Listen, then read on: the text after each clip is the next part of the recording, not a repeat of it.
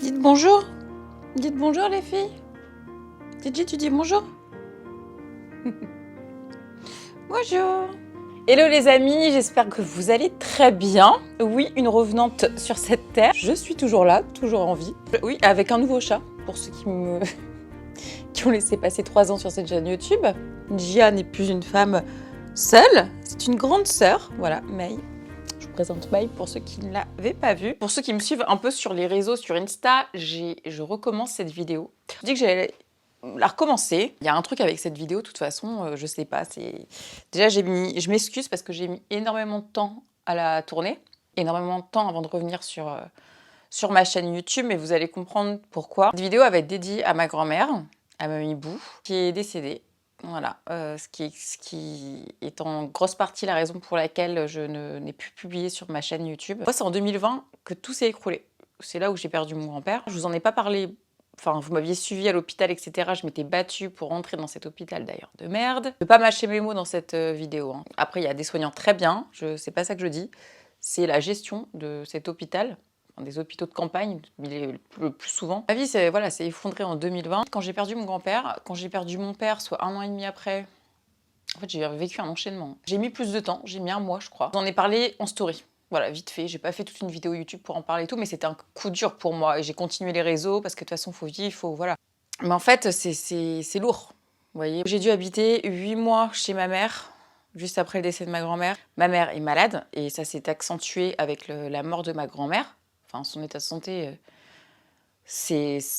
voilà. Et sachant qu'il me reste plus que ma mère, du coup, vous aurez compris. C'était drainant pour moi. 3e perte, ma mère qui est malade. J'avais plus la force de parler en face cam, en fait. Tellement, je vous dis la vérité, j'ai été... Moi qui suis tout le temps de bonne humeur, qui essaye toujours de... Voilà. Comme si... Comment dire? Pas les réseaux m'ont dégoûté. Un peu, mais vous allez comprendre pourquoi. En fait, j'ai vécu, j'ai subi un peu un harcèlement. J'ai subi un harcèlement moral parce que je suis sur les réseaux sociaux, qui a conduit que j'ai failli finir en garde à vue. Bon bref, on en parlera à la fin de la vidéo. C'est en même temps que ma grand-mère qui était en train de mourir à l'hôpital. Entre deux, j'ai eu mes travaux, quand je vous ai dit mes travaux de rénovation, vous allez comprendre dans les prochaines vidéos ce qu'il en est. J'ai dû gérer ça seule, comment ça a été la merde, et comment après les travaux de rénovation, en fait il n'y a rien qui va. Vous voyez, c'est un cercle vicieux, et tout ça en essayant de continuer de travailler, présente aux événements, aller voir les marques. Il y a des marques qui m'ont suivi. J'ai encore reçu, merci Sephora, le sac Sephora. Je vous remercie. Il faut que je vous l'ouvre d'ailleurs sur TikTok. Je voudrais remercier aussi les marques qui m'ont jamais lâché. Parce que franchement, je vous aime. Pas en citer en particulier, mais toutes celles dont j'ai parlé en story, après le décès de ma grand-mère en tout cas, vous les connaissez tous. En fait, j'avais complètement la démotivation de prendre ma caméra et de parler avec là tout ce que je vous raconte. C'était mais impossible. J'ai été dégoûtée. J'ai été à terre, je vous dis la vérité, à terre des gens, à terre de tout en fait. Et je disais, mais qu'est-ce que j'ai fait au bon Dieu? Pourquoi on ne me laisse pas respirer? Cette vidéo-là, je la dédie à ma grand-mère. Je la dédie évidemment à mon grand-père et à mon père. Vous savez, j'ai toujours rêvé que ma grand-mère, elle meure dans son lit de vieillesse, ce que je souhaite à toutes les personnes âgées d'ailleurs, ce que je souhaite à tout le monde en fait. Et si les choses s'étaient passées comme ça, bien évidemment, je vous aurais juste dit, j'ai perdu ma grand-mère, voilà, comme j'ai perdu mon père de ça, de mon grand-père de ça. Et encore mon grand-père, j'y crois pas trop. Ok. Sauf qu'en fait, en creusant, vous allez comprendre toute l'histoire. J'avais pas creusé. En fait, je me serais pas rendu compte. J'aurais fait confiance à l'hôpital. Ah ok, lui est arrivé ça. Bon, elle est décédée, ça arrive. Sauf que j'ai creusé.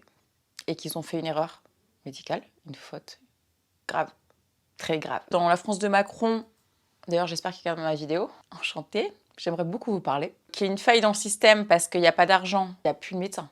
On est dans un désert médical, on attend 10 heures aux urgences. C'est quoi ce pays? Un désert médical. Il y a plus de place.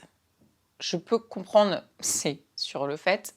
C'est un peu comme le Titanic, hein, les femmes et les enfants d'abord. Là, c'est les femmes et les enfants d'abord et les personnes âgées, ça dégage. Et pendant le Covid, vous avez bien vu comment ça a dégagé pendant le Covid.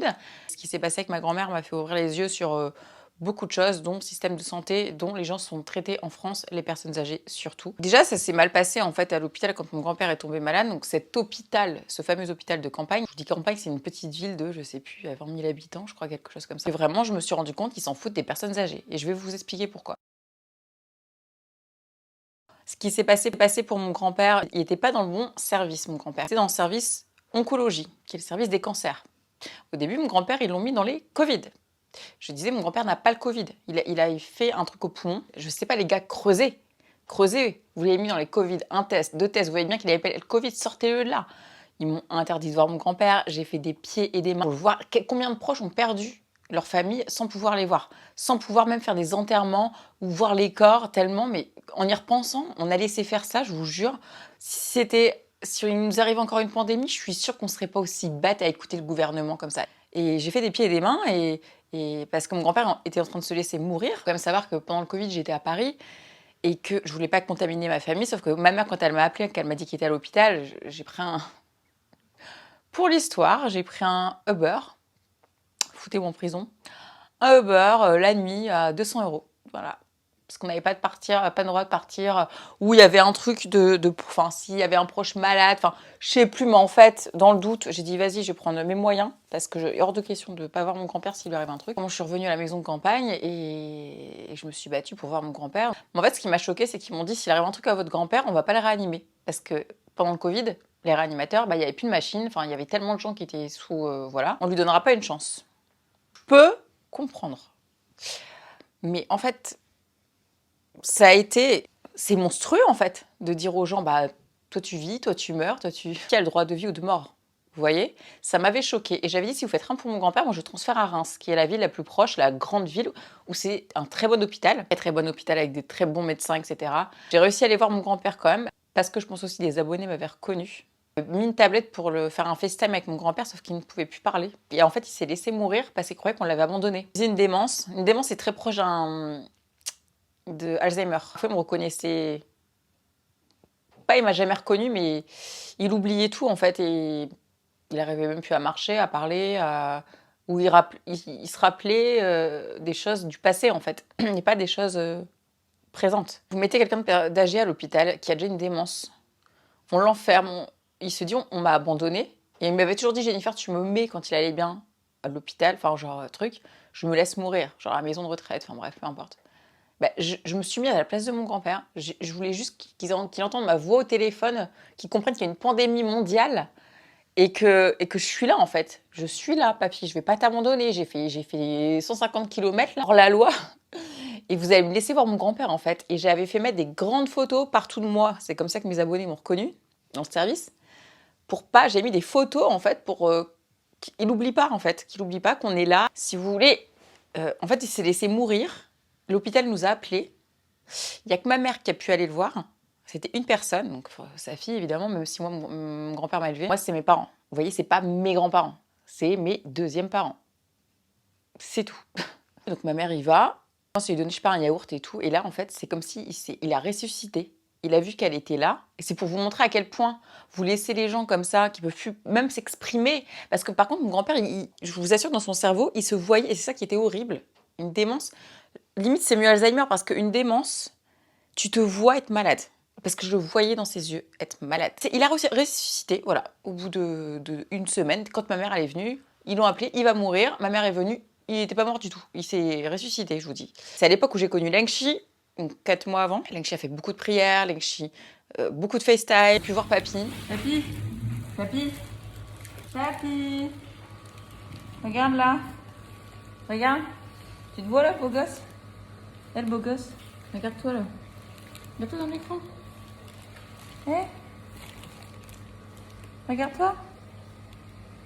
Beau gosse. Déplie ton pouce? Non? Son pouce, il est plié. J'ai pu le sortir de l'hôpital parce qu'il allait un peu mieux au bout d'un mois. Avec le Covid et tout, on a remis le truc d'HAD à domicile, mais il était quasiment en soins intensifs. Imaginez une HAD qu'on avait déjà, c'est très lourd. Hein. C'est des lits médicalisés, des passages chez toi tous les jours. Et c'est comme ça que ma grand-mère, en voyant mon grand-père tomber malade, elle allait très bien, ma grand-mère, mais elle est passée de 60 kilos à 38 kilos à la fin. En fait, elle voyait mon grand-père dépérir. Plus mon grand-père tombait malade, plus ma grand-mère tombait malade. Et ça, c'est un truc vraiment d'amoureux, j'ai l'impression. Je sais plus, il y a une légende avec les oiseaux comme ça, c'est pareil. S'il y en a un qui meurt, l'autre il suit. Enfin... Oh non, que vieille conne. Oh non. De droite. Avance. Oui. Si je te mets ta veste, hein, tu ne m'auras pas dérangé pour rien. Je t'ai rien demandé. Oui, mais moi je te demande. Ah bah. Et c'est comme la malchance. Merci. Ah, si tu la mets, je suis contente. Mets-la. Mets-la. Mais j'ai aimé. Mets-la. Oui. Mon Dieu. Ah ben si tu la mets pas, je la sécane. Non, c'est pas rigolo. Les personnes âgées, le plus souvent, le mari meurt, la femme meurt. Dans les 2-3 mois, ça suit. Ça arrive très souvent. Je dis pas que ça arrive tout le temps, mais ça arrive souvent. Mais je me souviens que mon grand-père, on avait fait une grosse réunion et il voulait le mettre en soins palliatifs. C'est pour ça que j'ai dit, mais vous voulez vraiment le tuer en fait, je comprends pas. Oui, ça n'allait pas, c'est sûr, mais il n'y a plus de place, on peut pas le garder. Eh ben, ramenez-le moi à domicile, il n'y a pas de souci. J'étais très contente que mon grand-père retourne à la maison et ça n'a pas duré longtemps. Son état, il s'est dégradé. En 3 jours, 4 jours, je sais plus. Il regardait comme ça et je sentais qu'il était déjà plus dans son corps. Je sentais qu'il était comme plus là en fait et c'était horrible. Je regardais toujours la saturation. Oh, ces bruits de bip, bip, de trucs d'oxygène. Oh, je peux plus. Que ce soit mes 2 grands-parents, ça a été un cauchemar. Pas que ça descende, je sais plus, en dessous de 70, je sais plus. Je regardais le truc toute la nuit comme ça. Et là, ça descend. Et là, faut appeler le SAMU, quoi. Moi, les matins comme ça, là, je peux plus.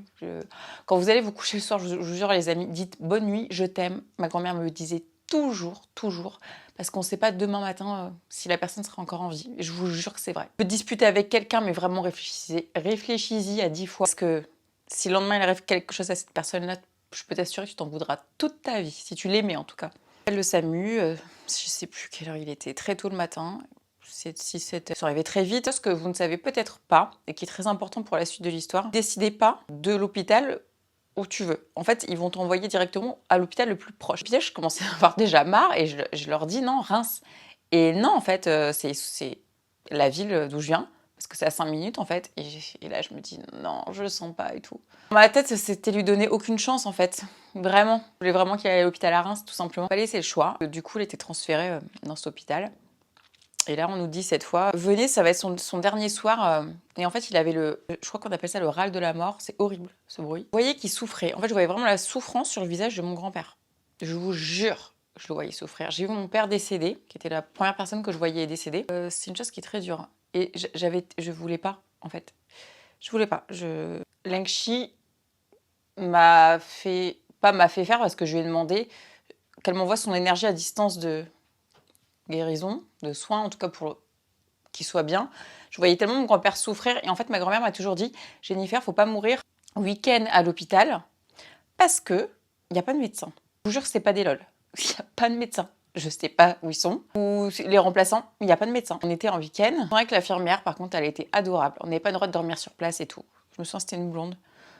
Trop gentille. Elle a dit il va pas rester peut-être la nuit, donc vous pouvez dormir là. Au moins une des deux et tout. Ma mère est restée.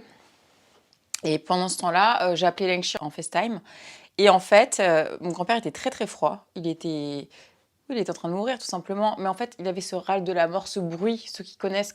Là, ils vont dire il souffre pas. Mais en fait, je me disais, il y a quoi dans sa pochette de la morphine, enfin un calmant, c'est quoi un Doliprane, de l'eau, enfin je comprends pas, de l'eau, du sucre, parce que j'envoyais ma famille, etc., enfin les gens que je connais qui sont médecins et tout. Je me disais, non, mais là, je connais mon grand-père, il souffre. Et j'ai hurlé dans les couloirs, appelé un médecin, on m'a dit, le médecin est en week-end. J'ai dit, mais attendez, prenez une décision, mettez-lui un truc pour le soulager, il souffre. Ah, mais on n'a pas le droit de prendre de décision. Le médecin vous a dit qu'il n'allait pas le réanimer. S'il meurt dans la nuit, bah, ils feront rien pour le... Enfin, et là, j'entends ma grand-mère qui me dit, mais c'est un hôpital ou c'est une morgue ? Je revois encore la tête de ce médecin quand je suis rentrée dans son bureau qui m'a dit de toute façon il n'y aura pas de place pour votre grand-père, c'est le Covid, il est vieux. Et je le vois souffrir et en fait à distance j'ai senti l'énergie de Lengchi et moi j'ai du magnétisme dans la famille du côté de ma grand-mère. Bah, je l'ai magnétisé en fait, j'avais fait une vidéo sur ma chaîne YouTube de magnétisme. J'ai senti l'énergie de Lengchi, je vous assure. Je sais que j'ai beaucoup d'énergie mais Lengchi m'a connectée et je vous assure, c'est comme le truc de Tai Chi. Hein. Mon grand-père, je faisais ça, je sentais que c'était tout froid et après ça redevenait chaud. Jusqu'à temps que je suis rentrée voir ma grand-mère parce que je voulais pas laisser toute seule. Quand même dire à mon grand-père que je l'aimais au cas où, voilà, je rentrerai pas dans les détails maintenant, mais je lui ai dit plein de choses. Il pouvait pas me répondre, c'était horrible. Que je l'aimais s'il arrivait quelque chose, que voilà, tout. Ils lui ont donné un truc pour le soulager. Donc voilà, et je lui ai fait ces soins-là. Et après, je suis partie. J'ai rejoint ma grand-mère et ma grand-mère disait ne laissez pas votre grand-père, ils vont le débrancher. Je vous jure, et jusqu'à la fin, elle l'a répété. Et ma mère est rentrée se changer, enfin même pas le temps de boire un café quoi. Elle me dit mais tu sais pas ce qui s'est passé dans la nuit, les infirmières, tout le monde est arrivé, ton grand-père a fait de la fièvre alors qu'il était souffrant, hein, et il était très froid. Qu'il a peut-être bougé ses jambes, ou même quand j'étais là, je sais plus. Ils n'ont pas compris pourquoi il a eu une poussée de fièvre et tout. Enfin, il était froid. En fait, c'est quand je suis partie, évidemment. Après, l'énergie, je voyais son visage. Il est passé de tout blanc à ça redevenir rouge, en fait. Ça recirculait. En tout cas, ça l'a apaisé. En tout cas, ça lui a pas fait de mal. Voilà, ma mère me raconte ça, elle est contente, et mon téléphone sonne. Et c'est le médecin, très froid, le même, qui est revenu de son week-end, qui me dit votre grand-père est décédé. Et moi, je suis dans le jardin, en train de faire ma séance de tai chi, en me disant je me prépare pour aller à l'hôpital.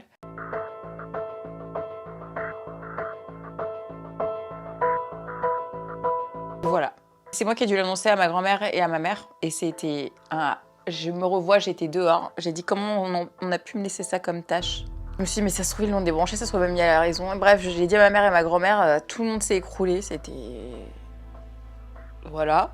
Mais il a suffi de 15 minutes. Peut-être qu'il est parti parce que franchement il en pouvait plus et il voulait pas que ma mère le voie mourir. En fait, je sais pas ce qui s'est passé. Je sais pas. Et quand je demande des explications au médecin...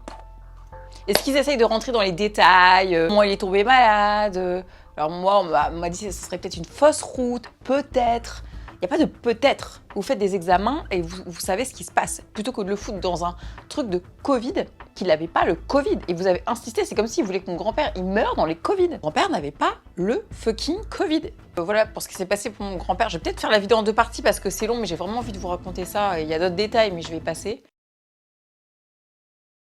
Revenir à cet hôpital. Ma grand-mère m'a toujours dit s'il m'arrive quelque chose, cet hôpital.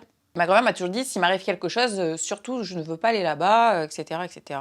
Ils ont débranché ton grand-père, elle me disait toujours. Vous savez que ma grand-mère était en très bonne santé, elle n'aime pas trop passer les examens médicaux, c'est un fait, mais le docteur, vous savez, en campagne, il se déplace encore et je trouve ça très bien d'ailleurs. Bon, c'était pas mon docteur préféré, mais il est gentil de faire ça.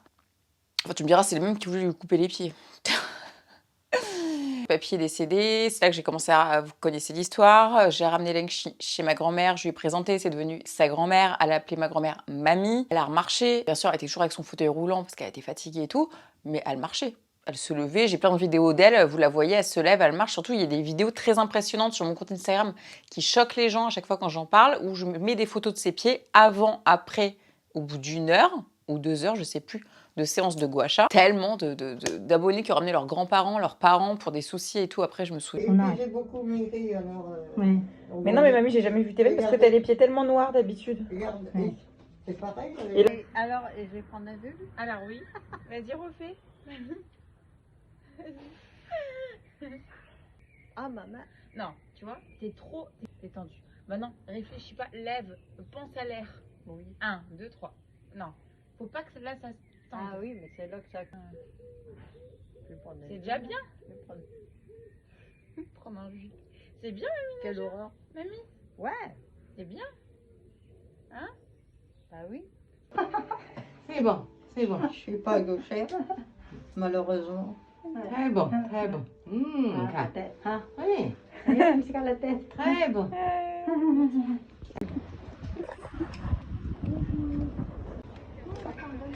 Elle coupe. Et il y a 1 an, elle était en fauteuil roulant quand même. Hein, vous vous souvenez? Oui, c'est maintenant. Ouais. Regardez, regardez, regardez. Ça marche bien. Lengchi, elle est ici. Fais un bisou à Lengchi.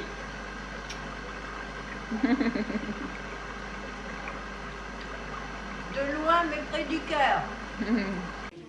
Coucou, Lucie. Merci de me faire marcher. Je vais bientôt courir. Allez. Et il y avait un arc-en-ciel. Tu l'as vu? Ah, t'es de plus en plus droit en plus. Oh, elle court. Bah oui, je cours. J'ai toujours couru dans ma vie. Je devais habiter 4 mois chez ma grand-mère. Ma meilleure amie rentrait d'Argentine. Je vois ma grand-mère va bien, voilà. Sauf que ma grand-mère parfois faisait des chutes et en fait les personnes âgées, il faut vraiment faire attention. Parfois ça lui arrivait, mais voilà, il y avait les infirmières qui venaient, ma maman était là tout le temps, donc je faisais très attention. J'étais là, je venais d'arriver, ma grand-mère, ah tu vas rester longtemps, ma petite fille habite avec moi. Ma petite fille, je l'adore. Et alors c'est quoi sa tenue? Eh ben, c'est super. C'est quoi? C'est Lengchi qui a Ah offert? bah ouais, j'aime bien les filles. Ah, Ah ouais, elle nous protège. c'est pour ta circulation de tes pieds là. Oh oui, il circule tout seul. Elle est quoi cette mamie? Tiens, elle est malheureuse comme tout.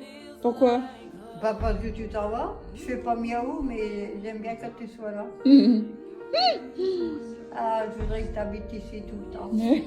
Ah bah oui, je sais pas. C'est pas possible.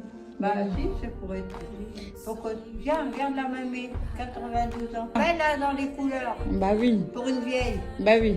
Viens, pour une vieille. Ça fait de l'effet. Voilà, et puis je lui dis, il faut que tu aies passé des examens médicaux. Elle me dit, mais non, c'est bon. Ah, quand même, elle faisait des examens, mais en fait, elle tombe. Mais elle tombe, c'est pas une chute pire que d'habitude. Elle s'est levée la nuit pour aller aux toilettes. À chaque fois, on lui disait, mais demande-nous pour être toute seule parce qu'elle ne veut pas montrer que, voilà, elle était tombée et elle s'est ouverte, pas mal. Donc je l'amène aux urgences. On a attendu, je sais pas, 8 heures.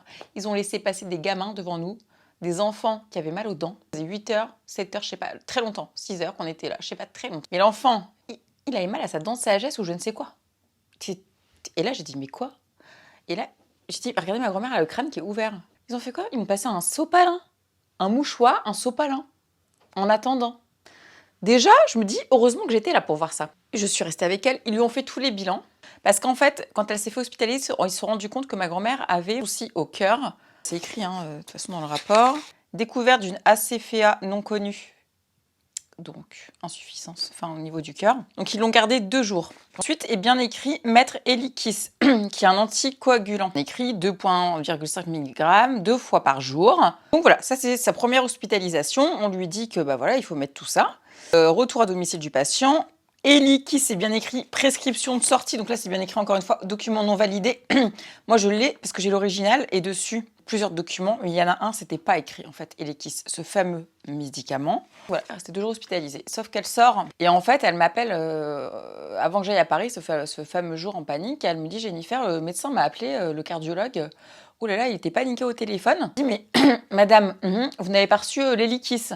Et ma grand-mère, ça faisait déjà 1 semaine qu'elle était sortie de l'hôpital. Et elle lui dit, ah bah non, je l'ai pas sur ma truc de sortie. Oui, le médecin panique, le cardiologue, et lui dit, attendez, oh là là, vous l'avez pas eu?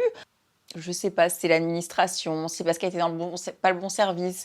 Qui a fauté dans cette histoire? Mais quelqu'un a fauté. Et ma grand-mère me dit, alors regarde, le docteur, il m'a appelé en panique, il me renvoie une ordonnance pour ce fameux Eliquis par la poste. Lunaire. Au lieu de me dire, Jennifer, va à l'hôpital, il te fait le truc, va le chercher. Parce que ça fait déjà 1 semaine que tu prends pas un anticoagulant pour ne pas éviter de faire un AVC. Donc c'était hyper important de se cacher. C'était 1 semaine avant. Et elle reçoit l'ordonnance par courrier 1 semaine après. Genre, un délire. Par courrier.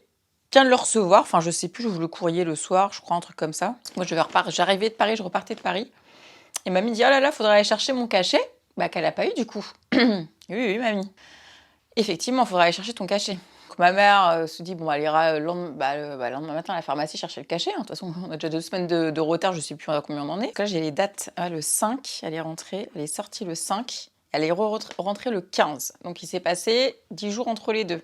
Donc c'est pour ça que je vous dis, voilà ce qui s'est passé. On s'est couché. Je me souviens, en fait, c'est horrible parce que je me souviens même plus si je lui ai dit bonne nuit. Ce soir-là, j'étais hyper fatiguée. J'avais passé une journée horrible à faire plein de trucs pour ma grand-mère, pour la soulager. Elle avait des soucis, je veux pas en parler et tout. J'étais plein de trucs à gérer et qui fait un AVC.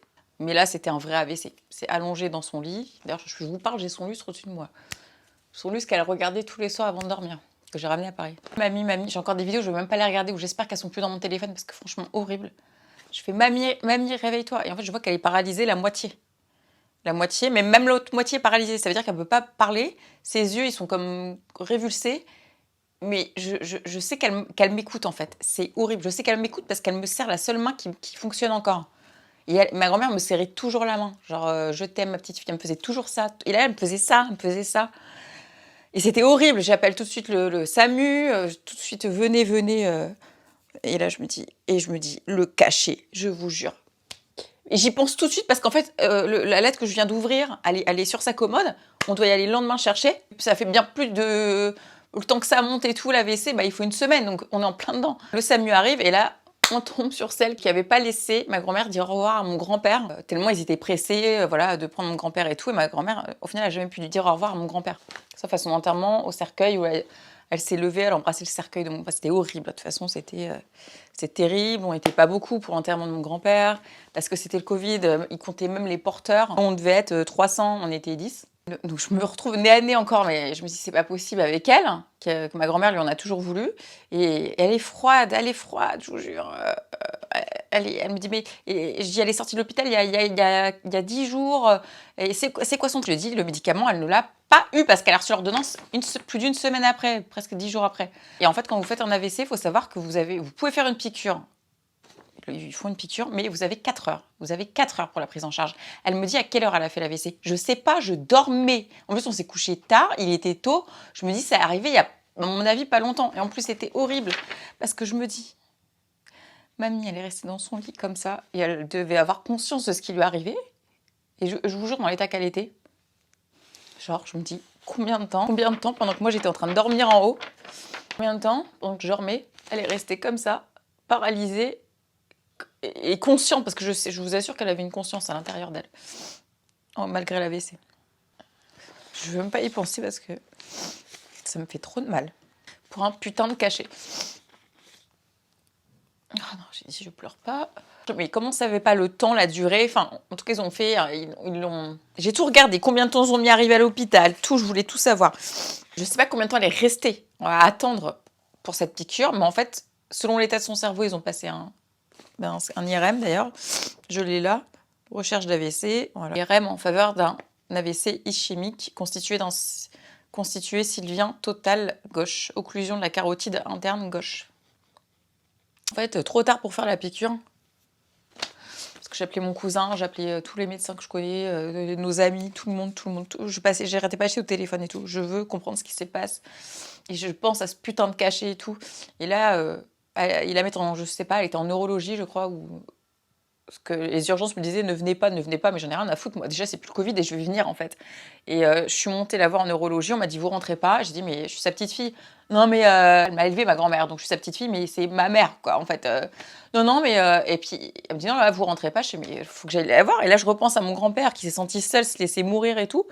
Je me dis il faut que je sois avec elle. Et en fait, je tombe sur une neurologue, je crois qu'elle était neurologue, mais tellement pas gentille, tellement méchante, je vous jure. Elle m'a dit, mais vous êtes médecin? Parce qu'en fait, je posais des questions pour comprendre ce qui se passait. Pourquoi elle fait un AVC? Je lui dis, elle est tombée il y a 15 jours. Elle était chez vous, vous l'avez gardée 2 jours. Qu'est-ce qui s'est passé? Vous êtes médecin? Vous comprenez le langage médical? Et là, elle me dit tout un truc où, évidemment, je comprends rien. Bah là, vous comprenez? Bah non. Bah voilà. Genre, rentre chez toi. Mais j'étais, mais c'est quoi ça? Genre, et je venais... elle n'est pas restée longtemps à l'hôpital, mamie, ça durait 2-3 jours. Le 15, 16, 17, 3 jours. Mais 3 jours qui, pour moi, m'ont paru une semaine. Parce que j'ai pas dormi pendant 3... Mais genre, j'ai vraiment pas dormi pendant 3 jours. Il y a que le premier jour, bah, j'ai dû rentrer chez moi. J'ai dormi 1 heure, une demi-heure.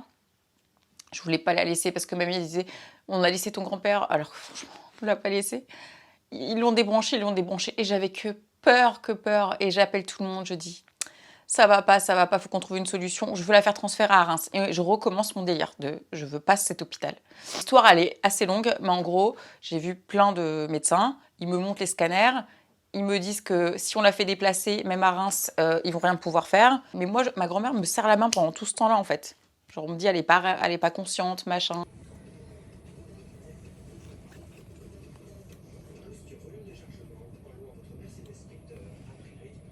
T'es bien, mamie. C'est bien. Les mains chaudes, hein. L'autre, elle est froide. Regarde, si je lâche. Et si je reprends, tu me fais? Tu me fais? Mamie, ouvre tes yeux. Ah, pardon. Ouvre tes yeux, mamie. Mamie, ouvre tes yeux. Mamie. Mamie, ça va? Machin, Lengchi qui fait que de m'appeler. On FaceTime, on fait des soins à distance. Des soins qui, au final, fonctionnent. Je refais comme ce que j'ai fait à mon grand-père. Courage, la force, penser la chaleur, sécher les chevaux mouillés, sécher tout. Sécher la tête, sécher les chevaux, sécher la tête, éclatant, soleil, en plein soleil. En fait, je leur fais signer une décharge. Je leur dis, je veux bien vous faire confiance cette fois, mais vous allez tout faire. Je vais essayer de comprendre tout ce qui se passe. Vous me signez un truc comme quoi, si elle meurt, enfin si elle tombe dans le coma par exemple, vous allez tout faire pour la sauver, pas comme mon grand-père. Donc, oui, d'accord, mademoiselle. Donc, avec ma mère, signe une lettre qui est manuscrite. Plein de trucs à faire. Les tests de déglutition. Parce qu'elle n'arrivait plus. Elle mangeait plus. Il n'y avait rien dans cette putain de poche, là, à part de l'eau et du sucre.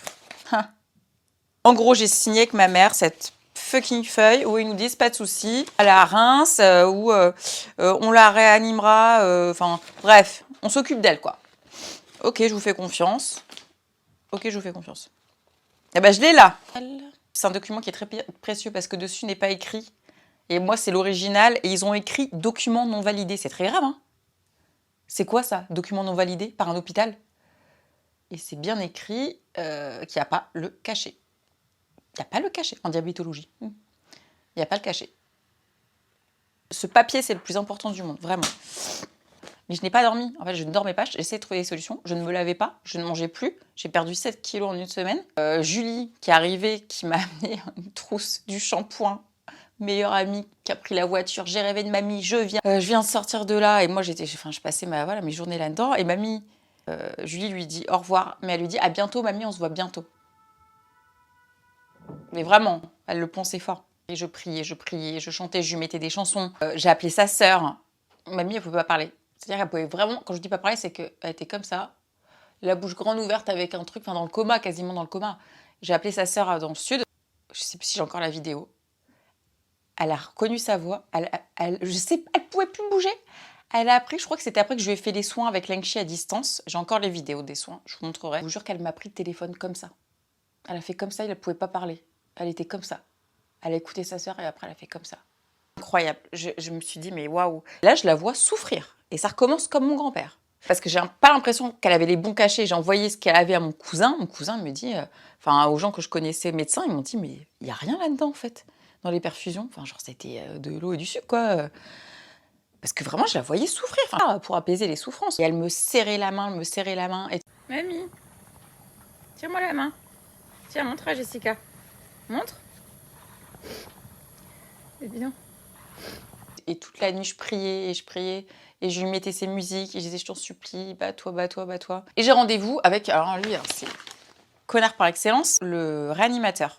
Alors le réanimateur, pas mon pote du tout. Le réanimateur, c'est un réanimateur là pour réanimer les gens, d'accord? Pour les sauver. Donc le mec, il doit avoir mon âge. Je dis le mec parce que franchement, c'est même pas un médecin pour moi. On me convoque à une réunion avec le médecin que j'ai vu, qu'on a signé la décharge réanimée. Et là, je comprends qu'en fait, en France, et il y a une loi, je me souviens plus du nom, tu fais pas ce que tu veux.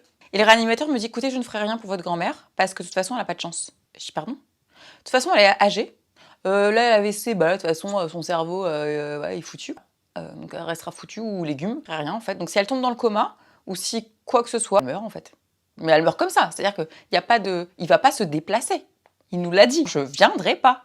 Et là je me dis, je suis hystérique, hein. Je veux tout casser. Je dis la phrase de ma grand-mère, on est dans une morgue ou dans un hôpital? Question, et là je dis, mais non mais... On la transfère à Reims, j'en ai rien à foutre, on tente, au moins que je parle avec des gens qui sont gentils, quoi. Une solution, je suis là, j'appelle encore tout le monde et tout. J'ai pris une douche, je me souviens, waouh. Au bout de 3-4 jours, là, j'ai pas douché. Et ma mère m'appelle en hurlant. Et elle me dit, mamie, elle désature. Et je regardais ce chiffre tout le temps, là, 7, faut pas qu'il soit en dessous de 7, 70. Et là, je hurle. J'appelle le médecin. Je dis à ma mère, appelle le médecin qu'on avait vu quelques heures avant. L'infirmier vient, il dit, il vous a dit qu'il n'allait pas se déplacer, qu'il ne ferait rien. Et là, je me dis, c'est une blague. Je dis, mais vous faites quoi? Appelez le médecin. Elle dit, non, il ne viendra pas. Le réanimateur ne fera rien. Appelez un autre médecin. Non. Ils sont juste à côté. Hein. On est à l'hôpital. Et je suis là, je suis en train de la regarder mourir, souffrir, entendre le bruit sous mes yeux. Et c'est de leur faute si elle en est là. Et laisser passer ça. Ils ont envoyé un infirmier. Le pauvre, c'est pas de sa faute. Et il a été adorable. Il est venu. Il a attendu que le bip, comme ça, il s'arrête. En même temps, j'entendais les bruits. Limite, ma grand-mère en train d'hurler à la mort, très clairement. Je voyais son visage devenir blanc. Parce que moi, j'ai jamais vu quelqu'un mourir devant mes yeux. Enfin, voilà. C'est un truc qu'il faut raconter, qu'on ne dit pas non plus. Parce que personne n'est prêt à ça. Quand tu accompagnes quelqu'un jusqu'à la fin, surtout des trucs qui arrivent vite comme ça, elle me serrait la main. Et après, elle me serrait. C'était de moins en moins fort. Je me retrouve avec ma mère, le médecin, l'infirmier. On est là, dans un hôpital, on attend. Pendant qu'elle souffre, son visage devient tout blanc.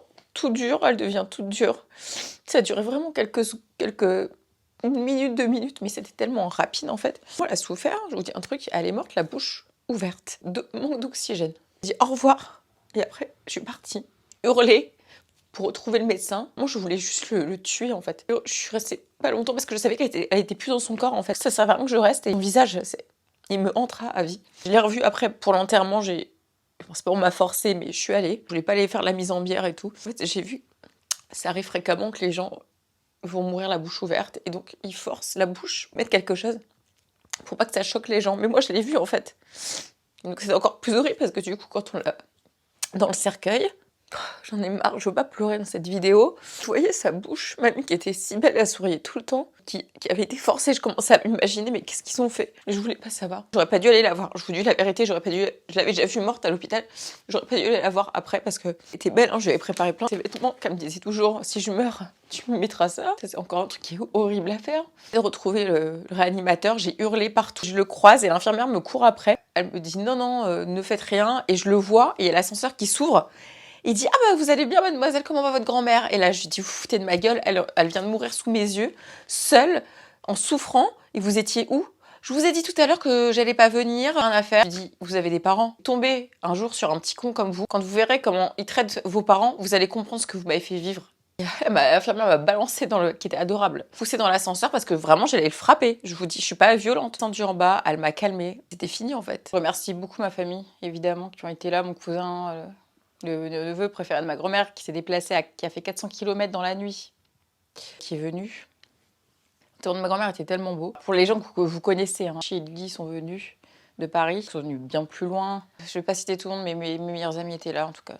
Ma meilleure amie d'enfance qui habitait à Toulouse est venue avec sa petite qui avait peut-être 6 mois, qui était à l'église. C'était fou. Et en fait, j'ai pas réussi à écrire de discours pour ma grand-mère parce que c'était tellement trop de souffrance en fait. C'était l'hiver, on se retrouve dans cette grande maison seule avec ma mère. En fait, la veille de l'enterrement, je regardais le ciel, des étoiles partout.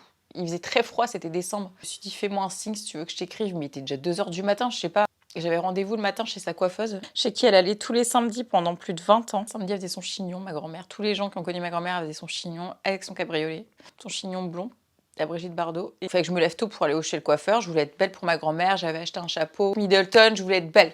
Je voulais être belle. Elle était belle. Les habits que j'avais choisis et tout. Je baisse ma tête et je regarde son fauteuil où elle s'assied tout le temps. C'est horrible. Je vois une lettre. C'est écrit merci Jennifer pour ce discours. Pour ton grand-père, je t'aime. Et ma grand-mère, on se disait toujours je t'adore. Elle me disait je t'adore. Moi, je disais je t'adore parce qu'on est un peu pudique dans les deux côtés de ma famille d'ailleurs. Mais on est toujours très présents les uns pour les autres. Mais les mots d'amour, c'est plus chez nous, c'est je t'adore en fait. Mais je t'adore, c'est notre je t'aime. Là, elle a écrit je t'aime. J'ouvre et là, je vois le discours de mon grand-père. En fait, j'avais jamais vu ce mot qu'elle a écrit je sais pas quand. Ça m'a tellement touchée que j'ai pris mon ordinateur, 2h du matin, 3h, je sais plus, et j'ai écrit 4, 5, 6 pages. Je pourrais vous le lire un jour si vous voulez. J'ai lu du coup à l'église. Donc après le petit passage chez le coiffeur, il y avait son chignon, je voulais lui rendre hommage. Quand j'ai lu mon discours, j'ai entendu, je n'ai pas voulu lever ma tête, j'ai levé 2 secondes et j'ai vu tout le monde en train de pleurer en fait. Mais tout le monde en train de pleurer. Tout le monde pleurait, c'était horrible. Lengchi était derrière moi et je l'ai senti. Et Lily et Lengchi, et j'ai senti leur chaleur, leurs énergies et leur chaleur. C'était incroyable qu'elles étaient là toutes les deux. Et il y avait de la magie dans cette église. Et c'est l'église où moi j'étais baptisée, où j'ai fait ma communion, où j'avais dit un jour je me marierai. L'église où on a fait enterrer la cérémonie de mon grand-père. Enfin, c'est vraiment une église où je me dis, mais tous ces gens de Paris qui sont là, c'est trop bizarre. Enfin, complètement, waouh. Puis je vous dis, j'avais perdu du poids, je tenais plus debout, j'étais rendue en bel hommage. Ce qui s'est passé comme magie, c'est qu'au moment où dans l'église, vous savez, vous dites au revoir au cercueil chacun. En fait, je revois Lengchi avec ses petites chaussures là, il faisait froid. Et elle fait comme une espèce de prière, je sais pas. Et je sais qu'en fait, pour beaucoup de gens qui sont venus, soit ils avaient jamais été à des enterrements, soit ils sont pas catholiques ou chrétiens. Donc je peux comprendre qu'ils viennent pas à l'église, mais je sais qu'il y en a qui ont fait l'effort de venir faire ça. Je vous assure qu'on a tous senti, il s'est passé un truc dans l'église. Tous ceux qui étaient dans l'église ont dit, mais qu'est-ce qui se passe ici? Ma grand-mère, il y avait son âme qui s'élevait en fait. Et Lengchi, et je la vois en train de pleurer, ma queen, autour du cercueil, et elle pleure, et c'était horrible. J'ai fait pour sauver ma grand-mère. Je vais encore chialer, j'ai ramené un mouchoir ce coup-ci. J'étais au crématorium, parce que ma grand-mère voulait se faire incinérer, mais elle m'avait dit, t'auras pas assez de sous, ma fille, laisse tomber, parce qu'elle voulait être dans la mer, mais encore, il faut des dérogations. Bon, si un jour, c'est possible, là, je l'ai mis avec mon grand-père. L'histoire est longue, on en parlera plus tard. Mon grand-père n'était pas enterré au bon endroit. J'ai retrouvé la tombe. On l'a fait déplacer avant que ma grand-mère meure. Bon bref, du coup j'ai réuni les deux. C'est un truc, heureusement qu'on voit pas, mais en fait quand tu sais que le truc il va partir au feu, te refais encore cette image-là en fait. Je sais pas si, comme vous êtes déjà... Par exemple, mon père était enterré, bah, parfois j'imagine, ou des gens que j'ai connus, qui ressemblent à quoi en fait, vous voyez? Enfin, je sais qu'ils souffrent plus, mais c'est... Enfin, je sais pas, c'est des trucs dans ma tête. Et je pense que c'est normal, mais c'est terrible. Enchi a recommencé son tour. Donc en fait, il y a des gens qui sont partis, qui nous ont suivis au crématorium, d'autres qui sont revenus. Recommencer après le film que j'ai diffusé, donc beaucoup de gens ont encore pleuré. Bah, elle a refait son tour. Et là, par contre, je vous assure que même des gens qui sont pas croyants, qui étaient là, ont dit, ça refait comme à l'église, mais encore plus fort cette fois-là. On pleurait en faisant le tour du cercueil. C'était terrible. Parce qu'elle l'appelait vraiment mamie. C'était sa mamie. Elle nous a offert un bouquet comme ça, c'était écrit à ma mamie. La souffrance dans les yeux de Lenchi a tellement tout fait pour ma grand-mère. Tout le monde a senti l'âme de ma grand-mère monter. Vraiment, on a tous senti l'âme de ma grand-mère partir. Ça a été mon cousin. On a tous comme reculé et pleuré en même temps. C'était, mais tous en même temps. Vous voyez ce que je veux dire? C'était lunaire. Je sais pas ce qu'elle a fait ce jour-là. On a amené au crématorium le cercueil. Il y a une nuée. Il faisait tout gris. Il pleuvait. Et d'un coup, il a fait beau. Ça a duré 10 minutes. Une nuée d'oiseaux qui sont descendus comme ça. Et qui sont passés sous la voiture les pompes funèbres et repartis, revoler. C'était lunaire. Il y a eu trop de trucs. 5 jours après le décès de ma grand-mère, je me retrouve ce coup-ci à l'hôpital à Reims. Pour ma mère, pour un autre sujet, bah, le jour de Noël. Autant vous dire que ça a été voilà, très compliqué mentalement. Je vous dis la vérité, j'étais pas au top. J'ai porté plainte contre l'hôpital. J'étais classée sans suite. Donc c'est 2023, j'écris tribunal, on me dit rejeté. Je change de ville, je prends une autre ville. Parce qu'il n'y a pas de tribunal, d'ailleurs, c'est pas administratif, c'est une petite ville. Donc j'ai pas écrit au bon tribunal, il fallait le tribunal administratif, enfin, ça passe là-bas. C'est quand tu t'attaques au public. Donc là, je m'attaque à l'État. Je m'occupe de ça, je me dis non, je vais pas laisser tomber, j'ai tous les éléments. Porte plainte ailleurs, ça commence à être compliqué financièrement et que ça coûte cher. Une assurance juridique donc, qui paye une partie voilà, des frais d'avocat. Elle est super, je l'ai eu 15 fois au téléphone. Prenez des gens spécialisés en droit de la santé, les amis. Alors ça change tout. Du passé, ça va passer par des médecins experts, en fait. Alors moi, j'aime pas ce truc-là parce que j'ai dit non, mais si ça passe dans notre ville, tout le monde, comme ils sont tous corrompus. Moi, je suis passée par la protection juridique, donc c'est passé un autre médecin expert. J'ai envoyé ça cet été. Mon cousin m'avait dit, Jen, tu vas trop écrire, je te connais, écris pas une tonne. J'ai écrit une tonne. Il a pas regardé. J'ai dit maintenant, vous prenez page temps, vous voyez bien qu'il n'y a pas le médicament. Et là, il reprend page temps 2 jours après. C'est parce que j'ai pas lâché, hein, les gars. J'ai pas lâché l'affaire. Hein. Parce que moi, ils m'ont dit quoi? En gros, prenez la solution de facilité, mademoiselle. J'ai dit, c'est niette. Non et non. Ils vont payer. Je vais passer brièvement là-dessus, puis après on finit. Avant que ma grand-mère décède, donc notre maison de campagne, comme on est depuis 20 ans, on rentre en 10 000 histoires, mais quand je vous dis j'ai subi le harcèlement, c'est que j'ai subi le harcèlement. Les voisins qui venaient chez moi tout le temps, boire le café, la mère, le père, les enfants, dîner depuis qu'on est petit et tout, il y a eu de la jalousie envers moi, parce que je suis sur les réseaux, parce que ça les fait chier, parce que là-bas on m'appelle la Parisienne. Avant que ma grand-mère décède, ils achètent un truc, le terrain qui est en face, et refait calibrer vous savez, le terrain. Et il me prend un bout de mon terrain et ils font quoi? Ils nous coupent une partie. On avait le droit de passage avec l'ancien propriétaire. On est amis, hein, c'est encore le même truc. Hein. Il me coupe le droit de passage, il me met un tronc d'arbre. Le mec complètement fou. Parce que oui, je viens de perdre ma grand-mère. Et juste avant, ma grand-mère me disait, j'en peux plus. Il me fait chier avec sa musique. Aucun respect pour ma grand-mère, alors qu'ils étaient tout le temps chez mes grands-parents. Ma grand-mère a donné le billet quand il venait faire le jardinage et tout. On va racheter le terrain. Ma grand-mère était contente sur le coup. Mais dès qu'il a racheté le terrain, elle m'appelait en pleurs. Jennifer, il fait du bruit pas possible. J'en peux plus. Je dors pas la nuit. La musique tout le temps, à fond. Boîte de nuit. Moi, quand j'y allais, j'ai commencé à m'énerver quand ma grand-mère était encore là. Je lui disais, t'arrêtes. Ouais, la Parisienne. Au début, il me disait rien et tout, mais dès qu'il a arraché le terrain en face, ça a commencé à me bloquer le terrain. Avant de ma grand-mère, sa mère est venue. Déjà, ils ont tous su que ma grand-mère était morte. Qu'est-ce qu'ils ont fait? Ça s'est su en 3 secondes 30. Hein. Sa mère est venue à l'église, a écouté tout mon discours, a été le répéter à toute la ville, à tout le village. C'est très personnel. Moi, je compte de rien. Mais quand je l'ai vue là, j'ai dit bonjour alors que j'avais dit de pas venir à l'enterrement parce que on est à l'église en fait. Mais putain. Mamie, juste avant un mois, je crois, avant qu'elle décède, ils ont commencé je l'ai poussé en fauteuil roulant. Lui, il n'est même pas venu, cet enfoiré. Il n'est pas venu pour maîtrer le terrain. Donc, on a 2 portails. Il a dit, bah non, là, c'est pas à toi. Mon grand-père, il a acheté 2 cadastres. Je sais très bien. Il y a 2 cadastres. Et mon grand-père a toujours dit, vous pouvez demander à n'importe qui dans le village. Il a acheté jusque temps. Lui, il n'est même pas venu au métrage. Donc là, t'es là, ma grand-mère, je la pousse, elle est en fauteuil. Je crois, je sais plus, elle sortait de l'hôpital, je sais plus. Tu viens, tu la stresses, machin, tout ça pour foutre ta boîte de nuit, nous faire chier. Il a recommencé sa musique. Musique, mais quand je dis musique, à fond les ballons. Ça résonnait dans ma chambre jusqu'à 7h du mat. C'est genre, je lui dis t'arrêtes ta musique et tout machin, moi j'en peux plus. Le mec pas content, il commence à me prendre dans le noir. Alors, quand je dis à me prendre, moi je lui parle de mon portail. Il y a ma mère qui est là, on est dans le noir, 2 femmes. Tout le village limite qui se ramène, ils sont à 10 avec des torches dans le noir. Je suis par ma grand-mère, ça fait quelques jours. Je suis en pyjama et tout. Ouais, tu t'es toujours pris pour je sais pas quoi, la parisienne. Et puis truc. Et là, je me prends mais plein la gueule, mais lunaire. Je dis, mais quoi? Dis ça à l'enterrement de ta grand-mère. De toute façon, t'as tué tes grands-parents. Eux, je les respectais, toi, je te respecte. Je dis, quoi? Et on est où? Et là, je me dis, mais il veut quoi? Et je comprends pas ce qu'il veut. En fait, sur le coup, je me dis, mais quoi? En fait, c'est de la jalousie de moi. Et deuxième chose, il veut la maison. Mais comment tu peux me faire ça? Et là, ils ont appelé. Moi, j'appelle les flics parce que j'en peux plus. Ils font appeler les flics.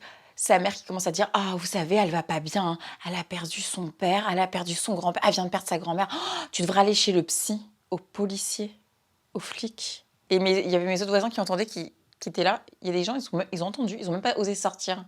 Genre, c'était ma mère et moi contre eux. Et tout le village. Ce qui m'a fait vivre, mon voisin, c'est un enfer. Je viens de perdre tout. Et tu me fais chier pour une baraque et parce que t'es jaloux. Moi, ce que je ne savais pas, c'est que plein de gens dans le village me suivaient sur les réseaux sociaux, donc ils savaient tous où j'habitais, et suivaient mon compte Insta. Donc moi, ce jour-là, je pète un plomb. Je m'écroule limite sur la route, parce que je me dis, mais ils sont en train de me foutre à terre. Je suis déjà à terre, en fait. Chez moi, c'est le bordel. Là, mamie, là, c'est compliqué avec ma mère. Là, il y a les voisins. Je dois gérer la maison. Ils sont venus. J'ai des vidéos dans mon téléphone. Ils m'ont insulté à travers les sapins. Dès que j'avais des gens chez moi, ils écoutaient tout. Ils filmaient à mon insu. Ils ont mis un tronc d'arbre. En rigolant avec sa remorque, il est venu, ha ha ha, espèce de je sais pas quoi, connasse, nan nan nan, tu pourras plus sortir de chez toi. Donc là où je vous parle, il y a encore le. Là, il a viré le tronc d'arbre, du coup, ah oui, ils sont venus après pour mettre un van militaire, avec son gros drapeau de la France, là. Ils sont racistes en même temps, parce que quand je suis sortie à Angers là-bas, je m'en suis pris plein la gueule, je faisais mon ménage. Et parce qu'ils m'ont fait sortir de chez moi pour me pousser à bout 2 fois de suite, pour me prendre en vidéo les 2 fois pour une bande de 10. Mais je vous jure, avec des lampes torches. Nous, on est dans la forêt avec ma mère. On est dans le noir, toute seule. Tu nous bloques une entrée. T'es là, Mais c'est... Et un soir, j'en pouvais plus. Tu me veux quoi? Parce qu'il fait trop le malin. Il a 10 ans de moins que moi, au moins, 15 ans. Il fait trop malin. Il était encore avec ses potes. Il fait le malin devant ses potes. Moi, je fais quoi? Bah, je pousse mon portail, vu qu'il n'y a que le terrain qui nous sépare. Parle-moi. Parce que ça fait trop le malin. Et là, il est pas content, donc il rentre dans son truc avec ses potes. Après, j'arrive au niveau de la porte, je dis non, parle-moi. Il me dit, tu rentres pas là, je fais non, viens finir la conversation. T'es un homme ou t'es pas un homme? Il commence à vouloir lever sa main sur moi, comme ça, parce qu'il a dit, filme-la, c'est Piquebou, elle est sur les réseaux, on va la niquer et tout. Je dis, mais frappe-moi bien. Et là, du coup, ses potes, ils ont eu peur. Ils ont commencé à me filmer. En même temps, ils disaient non, la frappe pas, tu vas être dans la merde et tout. Soit disant qu'il a dit qu'il aurait jamais voulu me frapper. Je lui ai dit, mais que frappe? J'étais en chaussons et tout, j'en avais rien à foutre. Je porte plainte contre lui, il porte plainte contre moi pour violation de propriété. J'en peux plus. Le mec, il vient chez moi pendant 20 ans. J'en peux plus. Je me retrouve aux flics, convoqué. Moi, je porte plainte contre lui. Mes nombreuses plaintes ont été classées sans suite. J'ai appelé le maire. Le maire, vous savez, il travaille pour le maire. Donc le maire est venu, il a dit, je ne peux rien faire, Jennifer, nanani. Mais ça fait 20 ans qu'on habite là, monsieur le maire. Moi, je vais appeler BFM. J'ai envoyé un mail au maire. J'ai dit là, je vais dire à BFM, je vais dire sur mes réseaux. J'ai reçu un mail comme ça de la mairie. Mais dites ce que vous voulez, on en a rien à foutre. Je me suis retrouvée au poste de police. Oui, parce que quand on s'est embrouillé, moi, je ne montre jamais où j'habite, évidemment. Il le sait très bien. J'ai mis des screens. Mon voisin m'a fait ça. Alors, après, il y a eu mes pneus crevés, machin. Bref, ça c'est sans fin le truc. Et là où je vous parle, il y a encore... devant notre deuxième portail, là où il nous a, entre guillemets, coupé le droit de passage. Mais moi, je dis que ce bout de terrain, ces 3 mètres sont encore à nous. Donc pour moi, on a le droit de passage. Mais vas-y, à un moment, je ne veux même plus me battre. Il y a un camion militaire devant chez moi, mais vas-y, c'est pas grave. Ça nous bouge juste la vue. J'ai fini au poste de police. A demandé de faire un stage de citoyenneté et 200 € d'amende. Moi, un stage de citoyenneté. Moi, Jennifer, un stage de citoyenneté. Pardon, merci, bonjour, au revoir. C'est quoi ça? Est-ce que je suis mal élevée? Potentiellement me faire un casier judiciaire, on m'a pris mes empreintes. Je vous dis pas dans l'état que j'étais. On m'a pris mes empreintes. On m'a pris en photo comme une criminelle. Comme ça, voilà, les empreintes. Police. Fait regarder mon compte Instagram imprimé sur des pages format A4, de la voisine et de sa belle-fille, d'autres quelques connards ou connards du village qui me suivent sur les réseaux sociaux. Et donc j'étais là, devant monsieur l'agent. Oui, qu'est-ce que vous voulez? Oui, c'est mon compte, donc c'est écrit Piquebou. Est-ce que c'est Piquebou que vous interrogez ou c'est Jennifer? C'est bien votre compte? Oui. En fait, moi, je soupçonne le policier, en plus, je suis toujours sur le même, d'être ami, parce que tout le monde est corrompu, avec lui. Après, je sais qu'ils m'ont suivi sur Instagram. Je suis la fille pour eux. Elle a réussi, elle est à Paris, elle a des trucs sur les réseaux. Je leur dis, mais en fait, vous comprenez pas, c'est moi qu'il faut protéger. C'est ma vie privée. Là, donc tout le monde sait, tout le monde est au courant que Piquebou, elle habite là. C'est pas normal en fait. C'est l'hôpital qui se fout de la charité. Et moi, je porte plainte contre lui. Il va être convoqué. On me dit oui, il sera convoqué. Les empreintes comme vous, etc. etc. Est-ce qu'il a été convoqué? Jamais il a été convoqué. Est-ce qu'il a eu un stage à faire de citoyenneté? Rien. Est-ce que moi, j'ai porté plainte contre harcèlement moral? Et il n'y a pas eu que ça, hein, parce que ça a continué, mais des mois, tout le temps que j'étais là-bas en fait. Après, j'ai rebougé sur Paris au bout de plusieurs mois. Discrétion. Parce qu'ils faisaient que de m'écouter aussi quand j'allais partir. De toute façon, t'es pas chez toi, bouge, rentre dans ta ville et tout. Et là, j'étais l'attraction. Je mettais les lunettes de soleil. Je voulais pas qu'on m'entende passer en voiture. Pas de bruit dehors quand les gens venaient chez moi. On n'est plus chez nous, en fait. Cette histoire de poste de police, j'ai dit, je vais avoir un casier. Et l'agent me dit, si vous c'est reconnu devant le tribunal, oui. Il dit, vous savez, normalement, on allait vous mettre en garde à vue. Pardon? En garde à vue, excusez-moi, parce qu'ils m'ont fait passer pour une folle. J'avais perdu ma grand-mère, que j'étais là, j'ai 7 kilos en moins. J'en pouvais plus. Ils m'ont fait passer pour une folle. Il y a l'agent, mais vous êtes censé me protéger.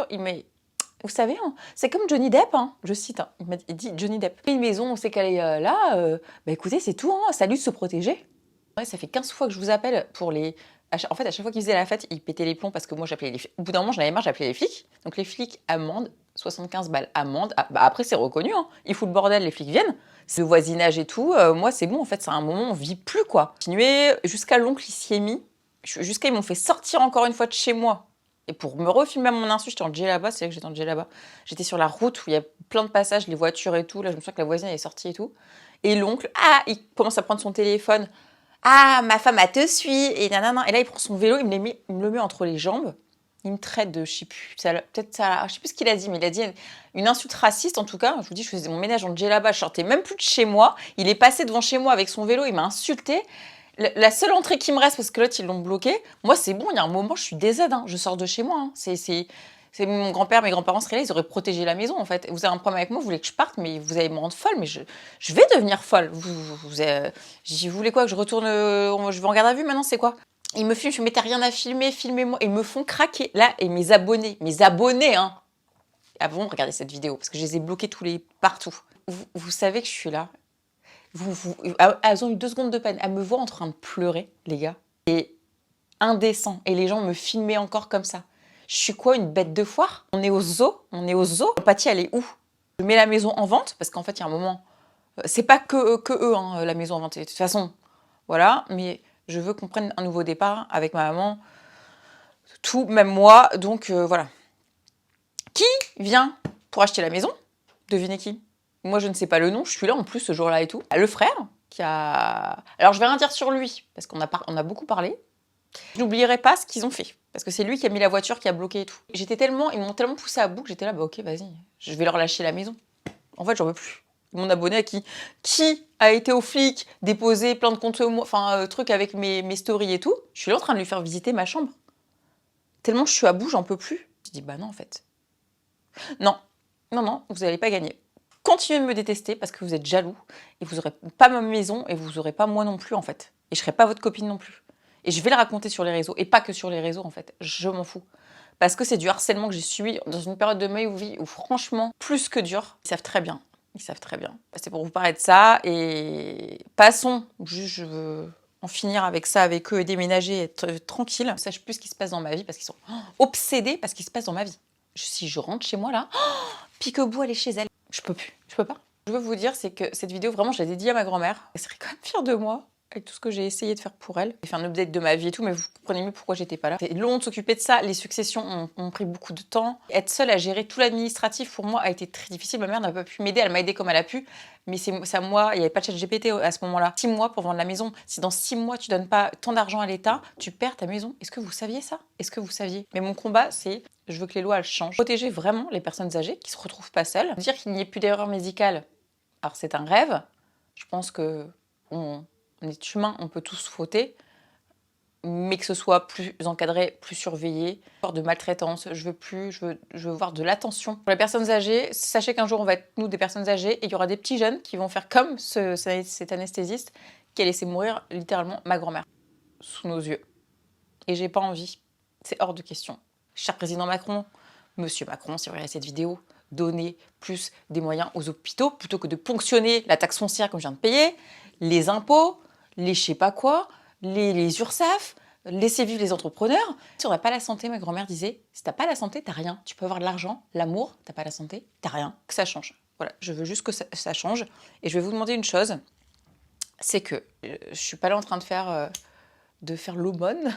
Ça me fait même, ça m'embête de faire ça, mais si je le fais pas, je vais regretter. J'ai une partie, voilà, que je peux payer à l'avocate.